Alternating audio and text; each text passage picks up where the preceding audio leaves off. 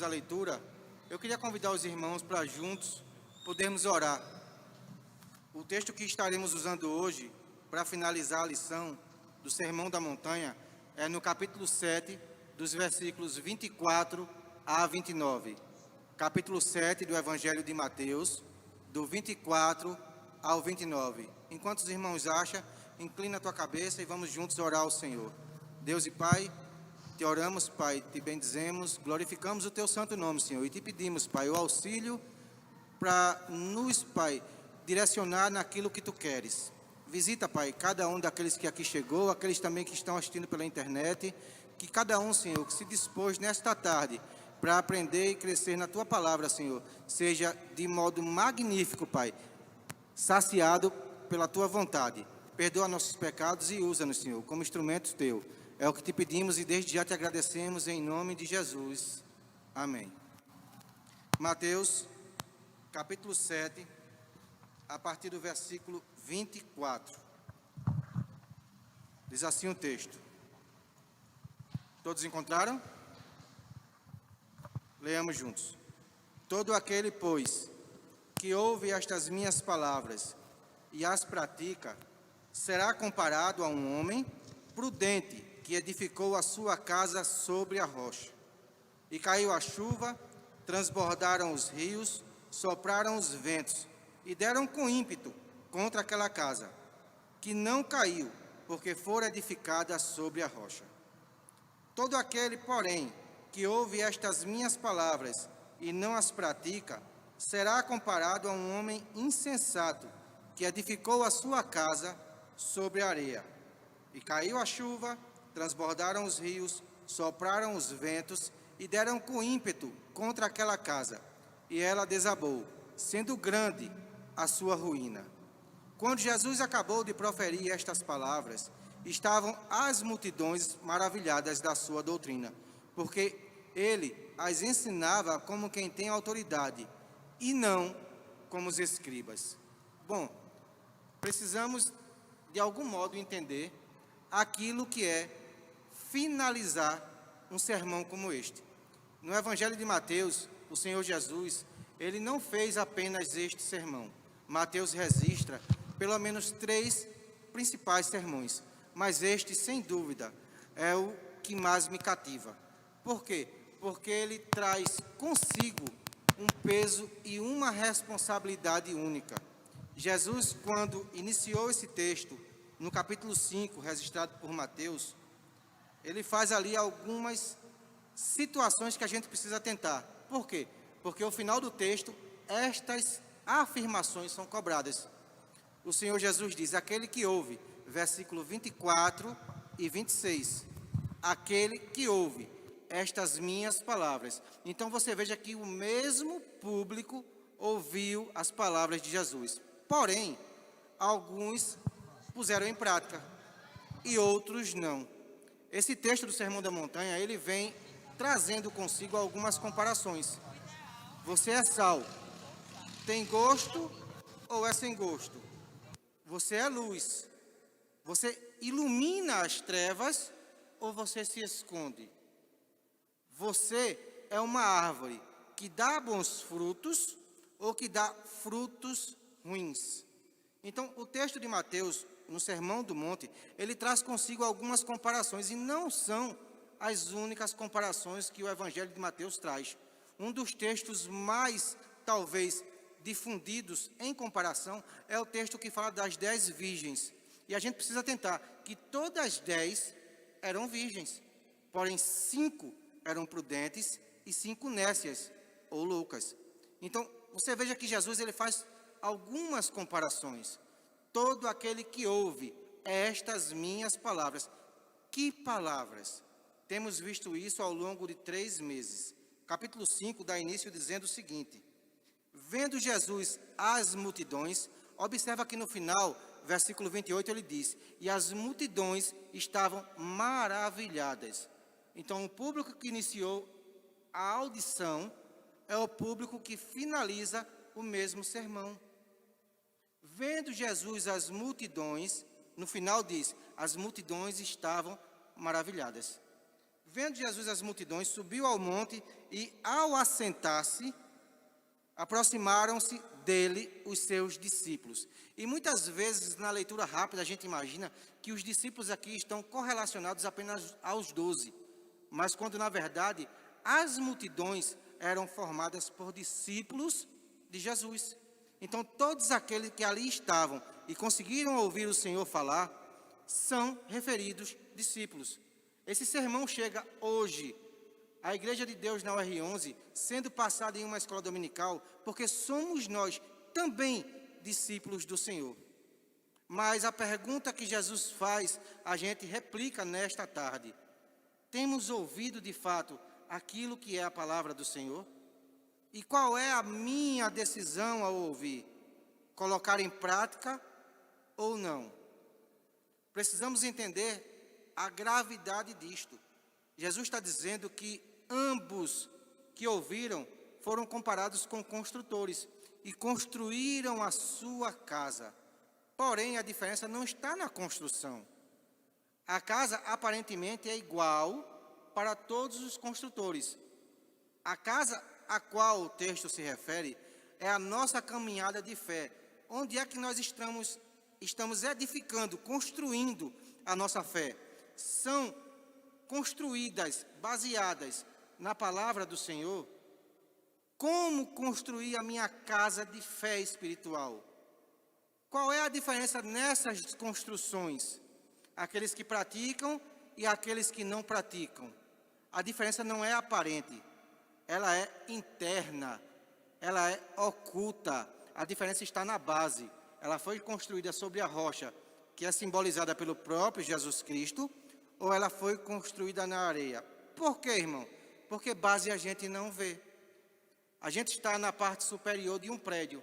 Alguém consegue, hoje, o prédio construído, observar as bases que foram feitas?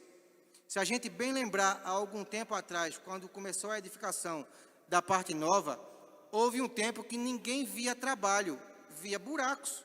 O terreno estava sendo cavado para ser sondado, o tipo de solo, o tipo de base, o tipo de edificação precisaria ser feita para suportar o peso da construção. Hoje, esses buracos são visíveis?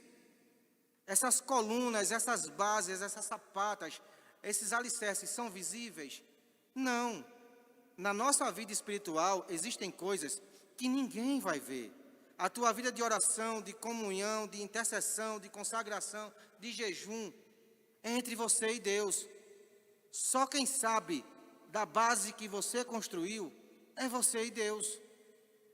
Aparentemente, o estereótipo, aquilo que eu vejo, é igual para todos, mas na prática existe uma diferença, porque não diferente daqueles que praticam ou daqueles que não praticam, enfrentarão possivelmente em suas vidas chuvas, transbordamento de rio, trombadas de vento, e nestes combates que a vida nos apresenta, só vai resistir aquele que tiver base. Por quê? Porque o texto diz que aquele que não tem base tem uma grande queda. E eu pergunto, será que não temos visto nos dias de hoje pessoas nas quais depositamos até uma confiança de dizer assim, poxa, fulano, ciclano, fulana, tal, de repente cai. Por quê? Porque tinha estereótipo, tinha aparência, tinha forma de casa espiritual. Mas e a base? Aquilo que a gente não consegue ver. Será que os irmãos conseguem ver a base que eu tenho? Não. Então o texto de Mateus, no Sermão da Montanha, traz para nós alguns ensinos muito importantes. E ele começa dizendo, bem-aventurados, felizes são vocês. Quando? E aí ele faz uma descrição de situações. Bem-aventurados os humildes de espírito, bem-aventurados os que choram, bem-aventurados os mansos, bem-aventurados os que têm sede e fome de justiça, bem-aventurados os misericordiosos, bem-aventurados os limpos de coração. E ali ele sai descrevendo, mas aí é interessante a gente pensar, bem-aventurados que choram. Irmão, eu estou com a dor de dente, eu estou chorando tanto, eu sou bem-aventurado. Não tem a ver com as minhas dores pessoais.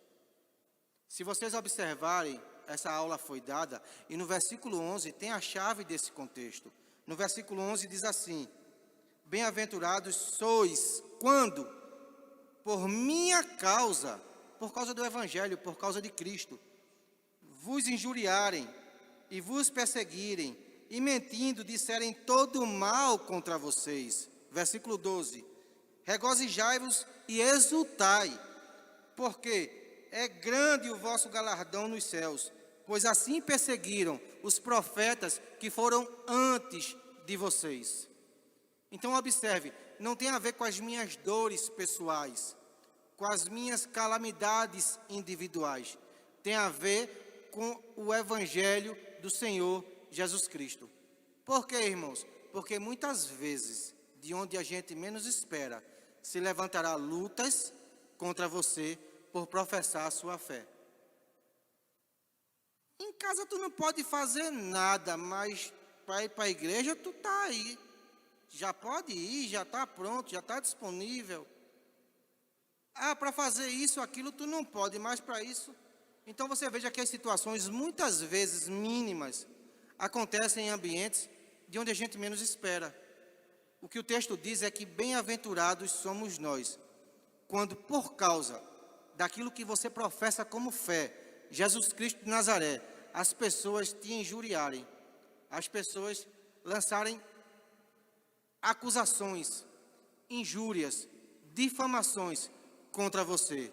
O texto não para aí. O texto segue e ele vai dizer: posicione-se, você tem sabor, você é o sal que conserva essa humanidade caída. Você foi levantado para fazer a diferença no lugar que você está. Mas existe uma advertência: se o sal perdeu o gosto, para que serve? O texto continua dizendo: você é luz, e a luz foi feita para iluminar as trevas. Não se acende uma luz e esconde. Uma luz, quando acesa, ela tem que brilhar para que sua luz reflita sobre a escuridão. Que luz eu tenho sido? Que sabor de sal eu tenho sido? O texto continua e mais adiante o Senhor Jesus disse: olha, não pense que vim abolir, revogar, destruir a lei ou os profetas. Não, de modo algum. Eu vim cumprir. E nenhum mínimo traço da lei cairá, até que tudo se cumpra. Lucas, no capítulo 24, versículo 44, diz que: estava eu ainda com vocês, quando falei estas palavras, dizendo que era necessário que se cumprisse tudo que de mim estava escrito na lei de Moisés, nos profetas e nos salmos. Então se abriu a mente, a visão dos discípulos para compreenderem as Escrituras. Por quê, irmãos? Porque no contexto do capítulo 5, o Senhor Jesus faz duas advertências principais. A primeira: se a vossa justiça não exceder a dos escribas e fariseus, de modo nenhum vocês vão entrar no reino dos céus. Essa é uma advertência séria. Mas a segunda advertência é: foi dito, eu porém vos digo. Por 6 vezes ele dá exemplos aonde a severidade daquilo que foi escrito aumentou. Foi dito que se você matar, você é réu. Eu, porém, vos digo que se você se irar sem razão contra seu irmão, você é condenado. Mas, contudo, a palavra do Senhor nos assegura, Romanos capítulo 8, versículo 1, nenhuma condenação há para aqueles que estão em Cristo Jesus, que vivem não segundo a carne, mas segundo o Espírito. Por quê? Porque a nossa justiça tem que exercer a dos fariseus. Os fariseus, muitas das vezes, são colocados pelas palavras do próprio Jesus como pessoas hipócritas, pessoas mascaradas, pessoas que mostram ser uma coisa, quando na verdade são outra. No capítulo 23 desse mesmo evangelho, Jesus faz um discurso chamando por várias vezes aquele povo de hipócritas.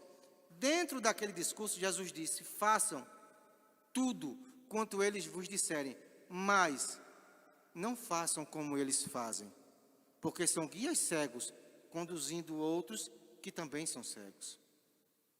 O que é que Jesus quer dizer com isso?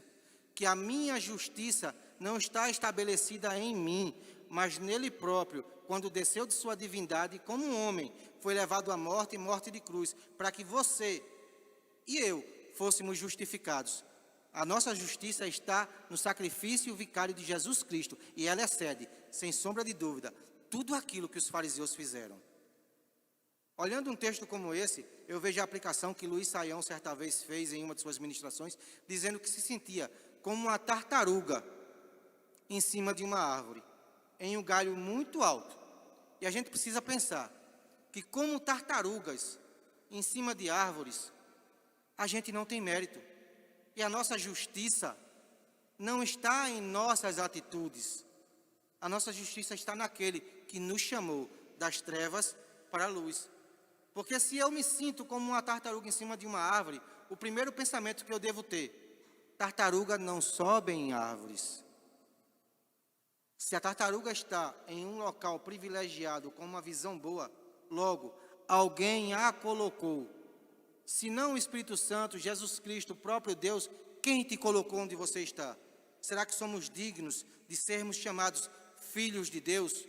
O Senhor te escolheu, te separou e te nomeou para ser sal e para ser luz nessa terra. Ele te justificou para que a tua justiça exceda a dos fariseus. E Ele conta com você para que você possa, de algum modo, ser um sal que tem gosto, ser uma luz que ilumina as trevas. O texto não termina aí. Ele começa o capítulo 6 dizendo: quando você der esmola com a mão direita, faça por onde a esquerda não saber. Quando você orar, ao invés de estar publicamente como um orador profissional, tenha antes uma vida de oração secreta. Essa é a base que a sua casa vai precisar e que a gente não vê. Para que quando publicamente você orar, você tenha consistência daquilo que você já tem orado no secreto. Você precisa construir uma intimidade com o Senhor. Para isso, Ele nos ensina dizendo: orem chamando o nosso Deus de Pai, porque Ele é o vosso Pai. Ele está com você. Ele quer um relacionamento de pai para filho com você. Quando você ora e atribui a Deus a posição íntima de pai, você constrói uma intimidade na qual o Senhor quer. E nessa condição, você vai poder caminhar de fé em fé, a ponto de poder receber do Senhor as outras citações desse texto. Ainda no capítulo 6, ele vai dizer: quando jejuar, não se mostre contristado, mas lava teu rosto, unge com óleo, para que as pessoas não te vejam como um religioso, mas para que você, ao jejuar, possa desfrutar do privilégio de mortificar a carne, para que o Espírito floresça e você tenha uma comunhão, uma intimidade com o Senhor. O capítulo 6 continua dizendo: não tenha o dinheiro como um Deus. Não seja servo daquilo que o dinheiro pode te dar. Antes, seja um bom mordomo, administrando tudo aquilo que o Senhor te confiar. Lembra da figura da tartaruga em cima de uma árvore? Ah, eu tenho posses porque eu estudei, porque eu sou capacitado. Não, eu sou uma tartaruga em cima de uma árvore. E se eu aqui estou, é porque alguém me colocou. O fôlego de vida que te dá é o Senhor. A condição de estudar, quem te dá é o Senhor. A condição de conquistar, quem te dá é o Senhor. Atribui a Ele gratidão, primeiramente por tudo. No capítulo 6 ainda, ele finaliza dizendo que as solicitudes da vida não podem te sufocar. Ele vai dizer que pode dar o homem por um período mínimo de tempo na sua vida. Nada. Quem pode fazer um cabelo branco tornar a ser preto? Ainda que a gente diga, hoje existem cosméticos que podem fazê-lo. mas a raiz, a essência do cabelo, não é mais da cor que você pintou. Só Deus pode te dar o fôlego de vida, o tempo de vida e a longevidade que você precisa, porque Ele diz que as aves, que os lírios, que tudo aquilo que é perecível, Ele cuida. Quanto mais valor tem você? Ele finaliza o capítulo 6 dizendo que a cada dia basta o seu mal e que o dia de amanhã cuidará de si mesmo. A gente entra no capítulo 7 com uma advertência: não julguei, para que não sejais julgados, porque do mesmo modo que você julgar, você será julgado. Lembra daquela situação primária que eu falei, das casas que não têm alicerce e porventura vão cair? O que nós estamos sendo com essas casas? Juízes algozes que apontam um dedo e diz: você está errado? Ou nós temos usado de misericórdia? Porque do mesmo modo que a gente usar com eles, será usado conosco.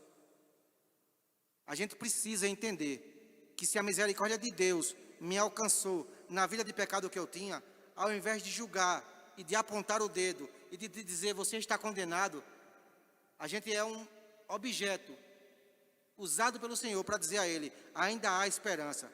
Porque Jó escreve no seu livro que uma árvore cortada a ponto da sua raiz ser exposta e seca, ao simples cheiro da água, ela reflorescerá e não terão fim os seus renovos. Porque Jeremias também nos escreve dizendo: as misericórdias do Senhor são a causa de não sermos consumidos. E elas, as misericórdias, se renovam a cada manhã. É tempo de reconciliar o mundo conosco, porque nós somos o sal e a luz que Ele escolheu. Capítulo 7 continua, e ele vai nos advertir dos falsos mestres e profetas. Ele vai dizer: se levantarão no meio de vós falsos mestres e falsos profetas. E a gente precisa entender que uma árvore boa não pode produzir fruto mau, e uma árvore má não produz fruto bom. Ele faz essa analogia e finaliza essa perícope dizendo assim: olha, naquele dia muitos, e muitas vezes esse texto é interpretado como eu, que sou crente, e alguém que está fora da igreja. Muitos me dirão: Senhor, Senhor. Mas o texto foi iniciado às multidões que ele chamou de discípulo. E o texto foi finalizado às mesmas pessoas que nas quais se maravilharam da sua autoridade no ensino. Então esse texto ele se refere a mim e a você, que somos igreja. Naquele dia, infelizmente, muitos de nós diremos: Senhor, Senhor, em teu nome expulsamos demônios, fizemos prodígios, maravilhas, sinais. E ele, infelizmente, dirá àqueles que não têm praticado as suas palavras: apartai-vos de mim, porque eu não vos conheço. Então chegamos de fato ao texto da aula de hoje. Quando ouvimos a palavra que Ele nos falou, colocamos ou não em prática? Essa é uma decisão minha e sua. E se ainda não temos praticado como devemos praticar, abre-se hoje a oportunidade de pensarmos e, como seres racionais, iniciarmos uma luta conosco mesmo para poder pôr em prática aquilo que Jesus quer. Porque aí, quando as lutas vierem, porque virão, se ainda não chegaram, aguarda, ela vai chegar. A chuva cai, o rio transborda, o vento sopra e combate a casa. Nossa casa ficará de pé se começarmos a construir um alicerce físico, seguro, baseado naquilo que é a vontade de Jesus. Porque esse alicerce é o próprio Jesus Cristo, é a rocha. O texto de hoje abre para nós uma reflexão. Quantos servos de Deus hoje estão sendo por aí sinais de escândalo nas mídias? Quantas servas de Deus hoje estão sendo por aí chamadas de mentirosas, de mentirosos, sendo confrontado, usando seus corpos para provocar, sendo adúlteros no seu modo de olhar, de falar, de viver, sendo homicidas pelas suas palavras muitas vezes. Nós precisamos nos posicionar. Somos a igreja do Senhor. Somos o povo que Ele separou e chamou de sal e luz. Somos bem-aventurados, como o início do texto diz. Mas para que isso de fato tenha em nós a autenticidade do Espírito Santo, precisamos construir a base que ninguém vê, mas o Senhor vê. Porque Provérbios 15:3 diz que os olhos do Senhor estão sobre toda a terra, contemplando maus e bons. A tua vida secreta não é desapercebida. O Senhor tem em conta todas as lágrimas, orações, súplicas, devocionais, consagrações, leituras bíblicas, vontade de estudar a palavra de Deus, inclinação para estar mais próximo do Senhor, jejuns para mortificar a carne que muitas vezes se levanta dentro de nós, querendo ressuscitar o velho homem, para que o teu espírito se fortaleça. E aí tu possa ser, como diz o texto, bem-aventurado quando ouvir e praticar, porque a sua casa será edificada sobre a rocha, Jesus Cristo. E nenhum tipo de luta poderá tirar você do teu lugar de fé, constituído pelo próprio Senhor. Alguns textos criam em si mesmo propriedade quando a gente entende. A palavra do Senhor diz em João: olha, todo aquele que o Pai me deu estão na minha mão, e de modo algum eu os lançarei fora. Mas a gente crê na metodologia do sinergismo, é um estudo teológico que diz que todas as coisas juntamente cooperam para o bem daqueles que temem a Deus. Por quê? Porque a sinergia é a vontade de Deus e a minha disponibilidade trabalhando junta. Eis-me aqui, Senhor, usa-me a mim, quero ser teu servo. A gente canta isso em melodias. Quero ser, Senhor, um vaso novo, quebra-me, faz de novo. O Senhor quer te usar. E se você tem a disponibilidade de ser um vaso na casa do Senhor, acontece o sinergismo. É a vontade de Deus aplicada na tua vida. É a tua disponibilidade sendo para uso da casa de Deus, do serviço ao Senhor. A aula de hoje, ela é basicamente a finalização do Sermão da Montanha. E a gente vai abrir para a explanação com os irmãos. O microfone está com o diácono Tenilton. Mesmo que você não ouça a minha voz nos caixas de som, ali ao lado tem outra classe dentro desse mesmo espaço, que é a classe de jovens. Mas a mídia, as pessoas que estão em casa, me ouvem pelo microfone. Se você quiser participar, contribuir, perguntar, interagir na aula, levanta a tua mão. O diácono Tenilton vai estar levando até você o microfone e você pode participar dessa aula que é tua. O que quer dizer inércias? Inércia, irmã, é aquilo que é parado, sem movimento. Uma vez que somos chamados a ser o sal e a ser a luz, a gente não pode ficar prostrado como um sal dentro do saleiro. A gente precisa sair do saleiro para, de fato, ter o nosso gosto entre as situações que precisam do gosto. Pastor Márcio. A paz do Senhor, irmãos. Eu quero refletir um pouco, cooperando com a aula, que quando está escrito que aquele que ouve a palavra de Deus e as praticas é como um homem prudente que edificou a sua casa sobre a rocha.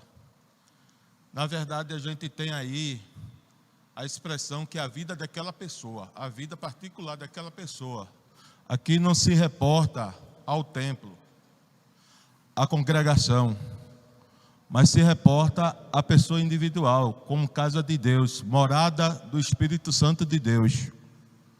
Uma pessoa que estará em toda e qualquer situação, fazendo menção do nome de Cristo e resistindo, fazendo com que tudo que chegue até Ele, o nome de Cristo seja glorificado. E isso, muitas vezes, é através de dores, temores, sofrimentos, expectativas. Eu vou tentar fazer um paralelo ao turbilhão de coisas que tem chegado com esse texto que a gente viu. Hoje em dia somos bombardeados demais na questão intelectual, na questão de informações. Vem como ondas, que se a gente não tiver cuidado, a gente acaba caindo em algumas coisas, porque o diabo, que se transforma em anjo de luz, usa pessoas que se passam como homens de Deus, dizem ser teólogos, dizem ser pastores, dizem ser padres, dizem ser N coisas para iludir. E pela maciez das palavras, eloquência no falar, se a gente não tiver cuidado, a gente cai. Se a gente não tiver fundamentado nas Escrituras como praticantes, onde o Espírito Santo vai estar nos ajudando a cada dia a exercer, fazer aquilo que Deus nos ensina, a gente acaba titubeando, tendo dúvida, e a gente pode acontecer como Pedro aconteceu, que no meio do mar, depois de Cristo ter dito a ele, venha até a mim, ele andou por cima do mar, mas quando olhou as circunstâncias que o envolvia, ele afundou e disse, socorre-me, e Cristo socorreu. Eu vejo que o sermão da montanha, ele é um sermão completo, que cita algumas vezes, algumas passagens, Feitos 7 e 12, que resumem tudo aquilo que Cristo queria dizer para as pessoas. Tudo aquilo que você quer que os homens vos façam, façais vós a eles. Isso nos norteia demais nessa vida. As pessoas seguiam por aparência. Tem um bocado de gente no final do ano se dividindo para se mostrar da melhor forma possível para as pessoas. Enquanto para com Cristo, não é uma boa filha, não é uma boa mãe, não é um bom pai, não é um bom profissional, não é uma boa pessoa por onde anda, não testifica de Cristo em canto nenhum onde passa. Aí verdadeiramente, Cristo disse, pelos frutos os conhecereis. É assim que a gente começa a identificar cada pessoa que diz que está com Ele e não está. Em toda e qualquer situação, nós devemos se comportar conforme a vontade de Cristo. Eu, em um ensino passado, diácono, eu citei que existe um livro que diz, no meu lugar, o que faria Jesus? Como isso me norteia? Isso me norteia demais, porque às vezes somos pegos de surpresa em uma situação de supetão. Mas quando a gente vai agir, aí a gente até para um pouco. Antigamente eu era mais rápido nas respostas. Hoje em dia eu sou mais lento, porque isso é prudência. A gente não deve ser precipitado jamais. Eu até imagino que quando chegaram a Cristo querendo acusar a mulher que adulterou, e não foi só ela, um homem também, Cristo nos ensinou ali como nós devemos se comportar. Ele deu um tempinho, não foi? Escreveu no chão e deixou que as pessoas esperassem um pouco, na expectativa que ele tropeçasse na palavra. Mas ele respondeu, quem não tiver pecado, que atire a primeira pedra. Ele que entende todas as coisas, ele foi no âmago de cada um que ali estava. Mas ele nos ensinou também. Ele demonstrou que nós não devemos ser precipitados para tomar decisão nas nossas vidas. E quando a gente tiver que agir, a gente deve perguntar sempre a nós mesmos, o que faria Cristo se estivesse nas minhas condições? O que exerceria Cristo se estivesse aqui? Aí isso daí você só vai ter uma resposta. Eu estou sendo muito sincero aqui no que eu estou falando. Se você ler a Bíblia, se você está fundamentado na Bíblia, aquele que lê e que ouve as palavras de Deus, de Jesus, e as pratica, aí é como um homem que edificou a sua casa na rocha. Mas aqueles que não praticam, e como vai praticar se não presta atenção, se não lê, se não ouve? Tem como praticar, irmãos? Obrigado. A sua colocação, pastor, ela é pertinente e até me lembra algumas coisas.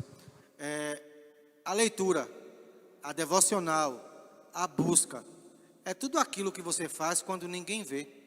Essa é a base que Jesus está dizendo que você deve construir sua casa. É aquilo que você faz longe dos olhos dos outros. É a tua vida de oração, a tua vida de leitura, de estudo, de busca, de devocional, de consagração, de jejuns. Por quê? Porque as lutas vêm em comum a todos. E se porventura eu tenho uma casa sem base, os irmãos não vão identificar. Mas quando as lutas vêm, eu não vou conseguir resistir.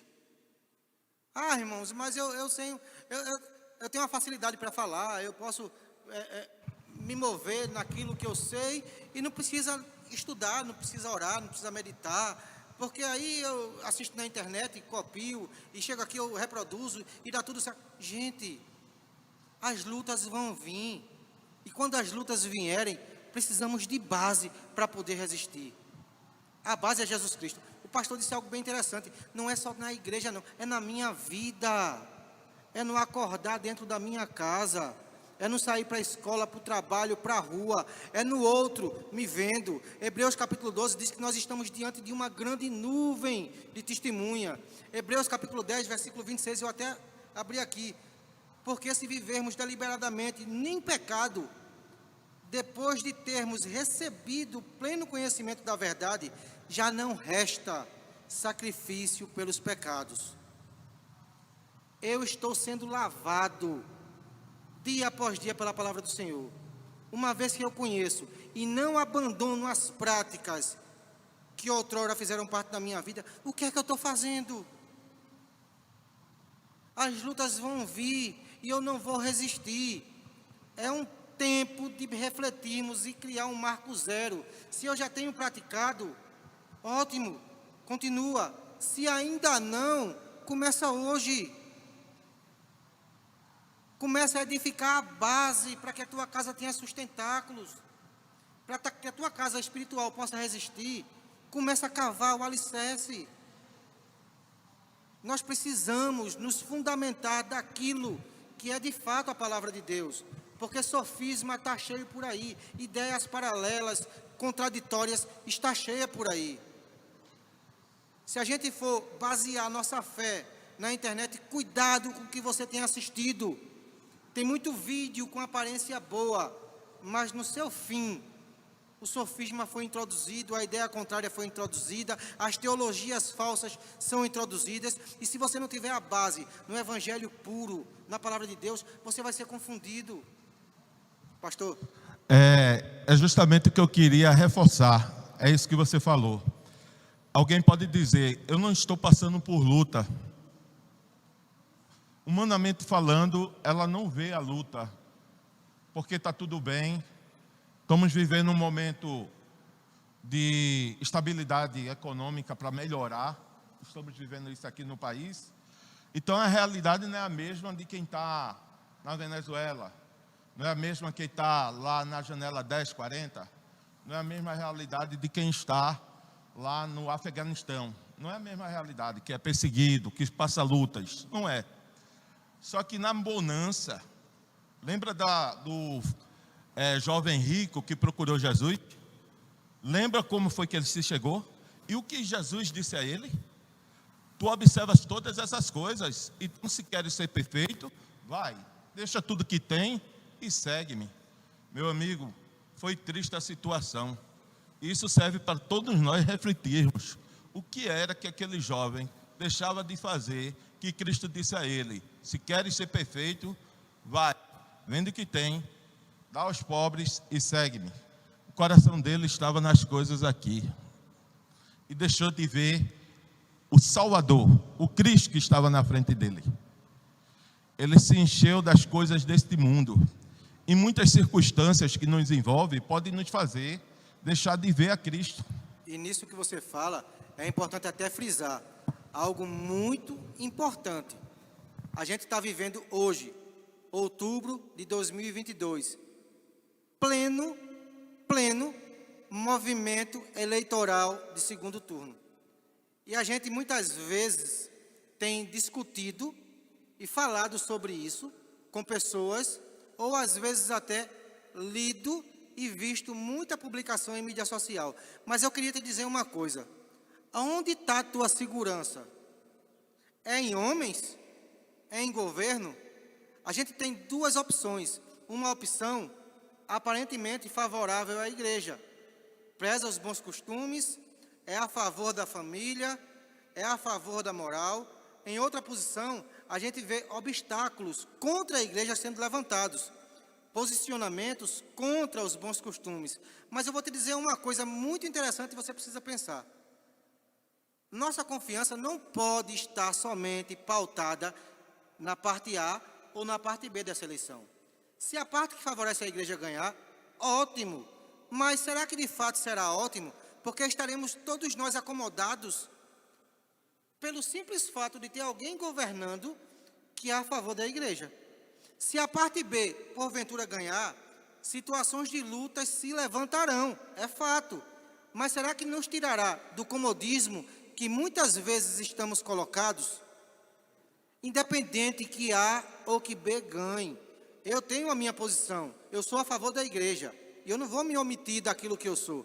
Mas, se a parte B ganhar, a tua segurança não está depositada em homem, não esquece disso. A tua segurança está depositada no Senhor, que criou os céus e a terra. Ele governa todos os governantes. E se a nossa nação hoje precisa de um governante que seja contra a nossa comodidade religiosa, ele vai ganhar, independente do nosso voto. Mas se o contrário, porventura, ganhar, toma uma posição na tua vida de saber que a tua base precisa ser pautada nas Escrituras, para que a tua casa espiritual possa resistir às lutas que porventura virão. Nós precisamos ainda mais tomar essa palavra como um conserto para a nossa vida, porque bem-aventurados somos, construtores sensatos, quando ouvimos, mas colocamos em prática aquilo que nos foi falado pelo Senhor Jesus. Nós precisamos entender que diante de uma posição de A ou B ganhar, a nossa segurança não está depositada em homens. A nossa segurança deve estar depositada no Senhor Jesus. Se a gente para por um minuto de focar no Senhor Jesus, a gente vai fazer o que o pastor Márcio disse, nos conformar com a comodidade que o mundo vai nos oferecer, e a gente vai deixar de anelar, de desejar, de querer a volta do Senhor. Aqui está tão bom, eu tenho uma segurança financeira, eu tenho uma segurança familiar, aqui a escola está perfeita, a educação está perfeita, a saúde está perfeita. Gente, a nossa segurança está no céu. Somos aqui apenas peregrinos, passageiros. Nossa casa não é aqui. Aqui nessa terra somos apenas mordomos. Precisamos gerir aquilo que o Senhor nos confiar.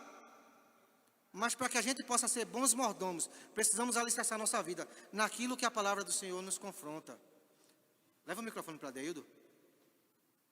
Nós precisamos entender que, independente do momento que vivemos, a nossa segurança está no Senhor Jesus Cristo. Professor. Alô? Alô? Professor, aproveitando o ensejo, o nobre falou a respeito da situação em que nós estamos vivendo, relacionado, no caso, ao momento político. E, logicamente, a palavra de Deus diz, de que viverá o justo? O justo vive pela fé. Esta é a regra, não existe outra forma da vida do justo. E nós dependemos exclusivamente de Cristo. Pronto, isso é um fato. Agora, precisamos ter a consciência, aí onde está a grande questão, precisamos ter a consciência e a noção da nossa responsabilidade. Isso não há preço. Neste caso, eu discordo da vossa fala nesse sentido. Não é que eu estou discordando, é porque nós precisamos... Ou você discorda, ou você não discorda. Quando o nobre não enfatiza a verdade, a verdadeira situação em que nós estamos vivendo, porque o que é que acontece? Muitas vezes perdemos a guerra porque estamos de braços cruzados. Diante de uma situação, temos que tomar uma decisão. Aquele que fica em cima do muro, ele... Não estou dizendo que é o nobre, não, deixa eu concluir a minha fala. Aquele que fica em cima do muro, ele não consegue ver a realidade. Resultado, o senhor foi muito sábio quando disse, estamos de um lado, temos alguém que defende a família, a igreja, os bons costumes, etc. e tal. Do outro lado, temos alguém em que defende a criminalidade, os maus costumes, a ideologia de gênero, a prostituição e tudo aquilo. Então, diante de um fato desta natureza, é lógico, é óbvio que a Igreja de Cristo deve optar pelo que representa a igreja. Agora, isso não significa que esta situação seja a salvação para a nossa nação. Por quê? Porque enquanto estivermos aqui como cidadão, nós temos que fazer a nossa parte. Isso é um fato. Por que é que eu digo isso? Por que é que eu digo isso? Aproveitando o ensejo. Eu tive a oportunidade de me lançar candidato a deputado federal. Alguém da esquerda chegou para mim e me fez uma proposta. Alguém que estava do lado da esquerda disse: você venha para o meu partido. Me ofereceu 150 mil reais. 100 mil para eu gastar na campanha e 50 para eu usar de uma forma que eu queira usar. De lá mesmo eu peguei o telefone e disse: deixa eu comunicar a minha família para nós termos uma... Mas eu já sabia da minha decisão. Aí liguei para minha esposa e passei para meu filho. Disse: meu filho, estou com uma proposta muito boa, alguém que defende aqui a continuidade deste governo que estamos vivendo. A proposta é 150 mil reais. O que é que você acha? Ele disse simplesmente: painho, foi isso que o senhor me ensinou? Foi o bastante. Eu disse: olha, obrigado, você pode botar 1 milhão na mesa, mas não me interessa. Aí fui para um outro partido, que este partido defendia os valores. O partido não colocou o meu nome no guia eleitoral. Eu fui impugnado, não consegui sair candidato, porque fui julgado impugnado, mas mesmo assim, eu fiquei mais feliz em não sair candidato de que receber um certo valor e ajudar a lá na frente, quando tiver uma situação de crise, eu como crente dizer: não, mas eu estava esperando em Deus. Enquanto Jesus não vier buscar a minha igreja, a igreja dele, eu estarei lutando para o bem da minha família. Um dos motivos desse é nós fazermos nosso trabalho como pessoa decente e que é escolhendo o lado certo. Esta é a minha observação. Obrigado. Você só fez uma observação errada. Eu não disse que, independente de qual lado fosse, eu me coloquei a favor da igreja, mas eu disse que a nossa esperança não está no candidato. Então, eu me coloquei, eu me posicionei, eu falei as posições a favor e contrária. Então, você pegou uma fala meio atropelada. Porém, a nossa esperança, eu friso novamente, não está em candidatos. A nossa esperança está nos céus, no Senhor dos céus, em Jesus Cristo. A única esperança real e verdadeira. Porque se a gente não frisar isso, Adeildo, vai acabar acontecendo de lá na frente, a gente está se curvando a estátuas de Nabucodonosor. Então, ele é só um candidato. O nosso Senhor é Jesus Cristo. E ponto. Tenilton, Fabiola.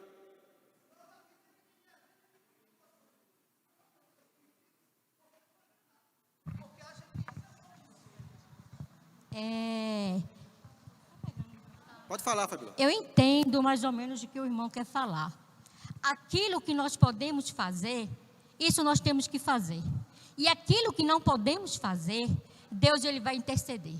Então, é nossa obrigação como cidadã escolher o que é melhor para a nossa nação. Porque se Deus colocou governantes para nós escolhermos, temos que escolher o certo. Eu entendo o senhor, entendo ele. É o meu ponto de vista. Aquilo que a gente pode fazer, a gente faz. E aquilo que não podemos fazer, que não nos cabe, o Senhor, ele vai interceder por nós. Por isso que confiamos em Cristo. Porque sabemos que no momento certo, ele vai chegar com a solução. Amém.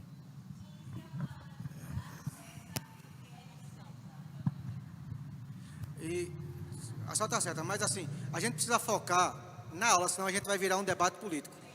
Não é política, a aula é Mateus, capítulo 7, versos 24 a 29.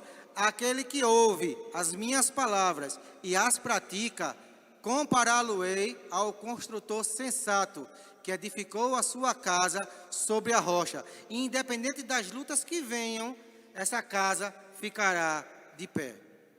Aquele, porém, que ouve e não as pratica, e isso não é o ímpio, isso sou eu e você, que somos crentes.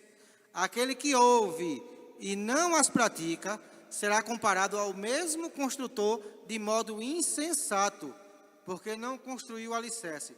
Então, voltando ao tema da aula, precisamos colocar em prática aquilo que o Senhor tem nos falado através da sua palavra, para que a gente possa ser chamado por Ele, naquele dia, de construtores sensatos. Dentro da aula, dentro do texto, alguém tem alguma colocação? Dentro do texto, tá? Quando eu falei que nós devemos tomar a nossa decisão, Microfone, Fabiola, eu por não favor. me referi à política, eu me referi a todas as situações, até a decisão de querer obedecer a Deus. E nesse sentido também, entende?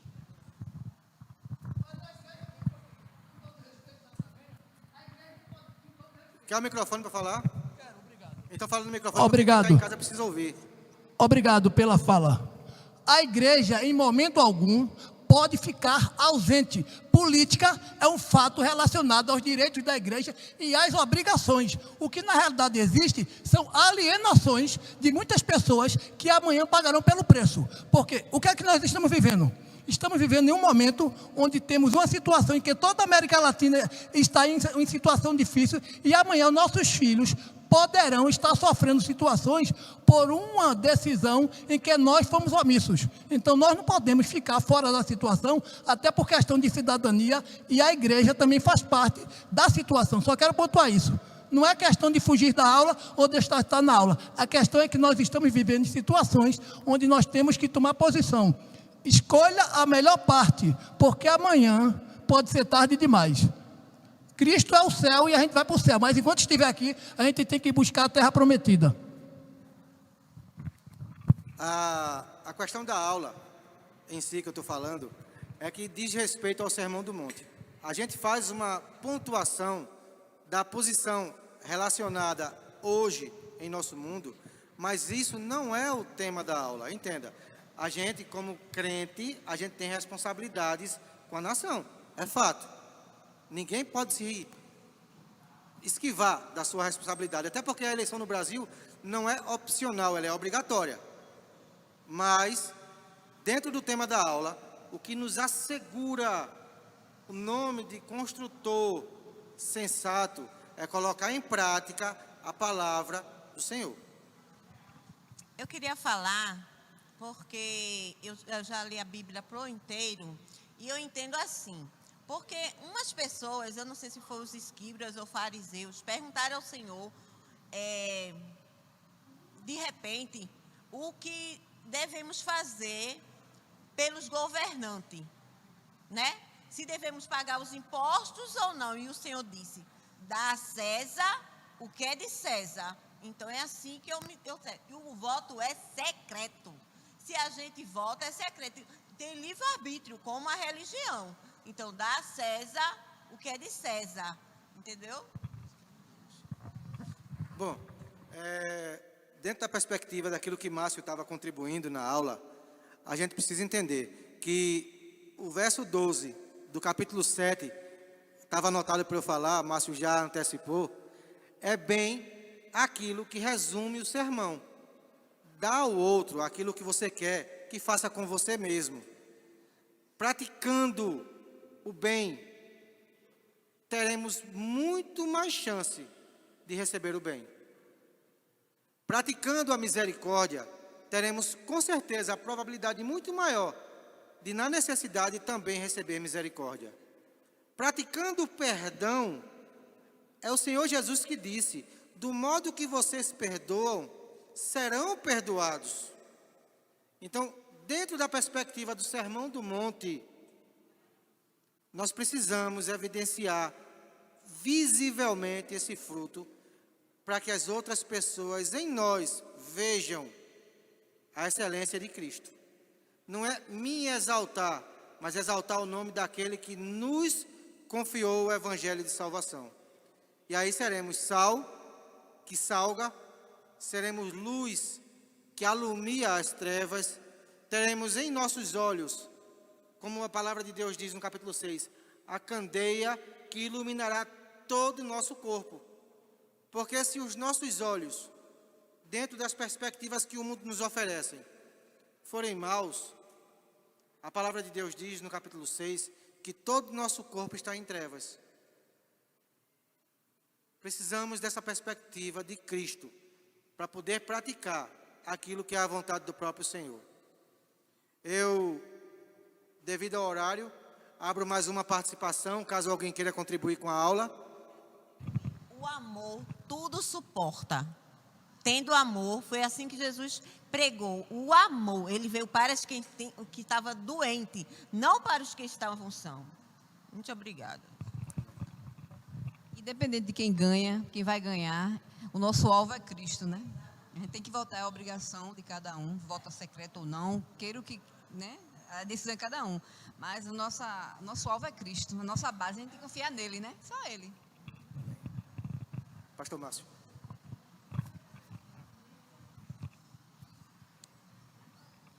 Quero só frisar de novo o que foi falado no início, no meio, e eu queria terminar frisando que aquele que ouve a palavra de Deus e as pratica é semelhante ao homem que edificou a sua casa sobre a rocha, que vem a tempestade, bate com ímpeto, bate forte, e ela não cai porque está firmada na rocha.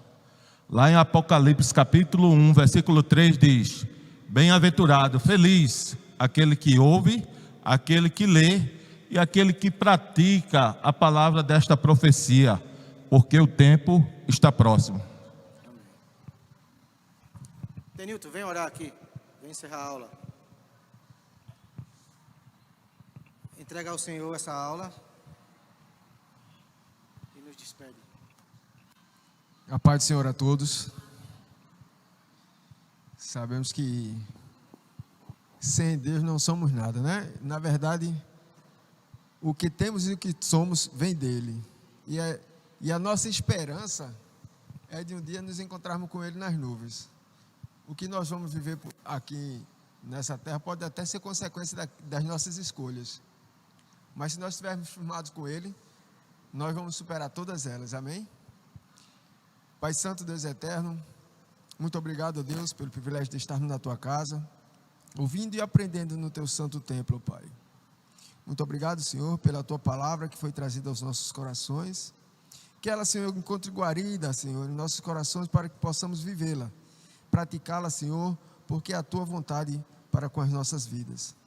Nos ajuda, Senhor, a andarmos em novidade de vida e sermos, Senhor, verdadeiros testemunhas do Teu reino aqui na terra. Nos ajuda, Senhor, a ser sal e luz, para que possamos, Senhor, refletir a Tua glória por onde quer que passarmos. Fica conosco, Pai, por Tua rica e infinita misericórdia, em nome do Teu Filho Jesus. Amém.